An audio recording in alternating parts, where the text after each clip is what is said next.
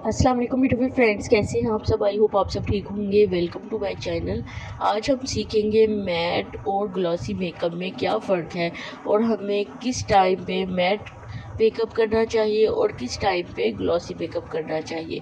Glossy और matte makeup जो है बहुत अच्छा लगता है, लेकिन सिचुएशन और इवेंट के मुताबिक ही हमें मेकअप करना चाहिए। जैसे कि मैट मेकअप जो है, अगर आप पार्टीज़ में जाते हैं या फिर आप ऑफिस जाते हैं या स्कूल कॉलेज जाते हैं या फिर आपकी टीम मीटिंग है, तो आपको मैट मेकअप ही करना चाहिए। मैट मेकअप जो है वो आपकी लुक जो है बहुत डिसेंट बना देता है। पार्टीज़ में भी डिसेंट सा ही मेकअप करके जाना चाहिए।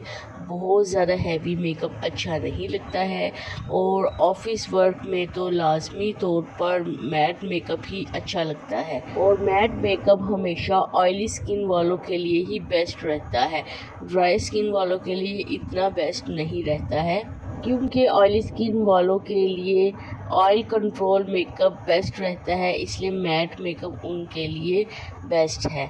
उसके अलावा अगर आप ग्लॉसी मेकअप चाहते हैं तो ग्लॉसी मेकअप जो है ज़्यादातर इवेंट्स में यूज़ होता है, जो कि शादियाँ वगैरह के इवेंट्स होते हैं, उनमें ग्लॉसी मेकअप अच्छा लगता है। शिमरी मेकअप जो होता है, शाइनिंग वाला मेकअप, ज़्यादातर शादियों पर ही किया जाता है और ये ड्राई स्किन वालों के लिए बेस्ट होता है। और ग्लॉसी मेकअप ग्लैमरस शूट में बेस्ट रहता है।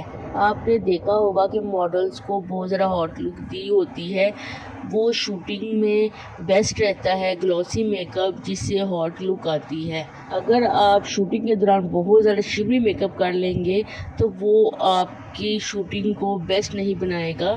Thanks for watching friends. अल्लाह हाफिज़।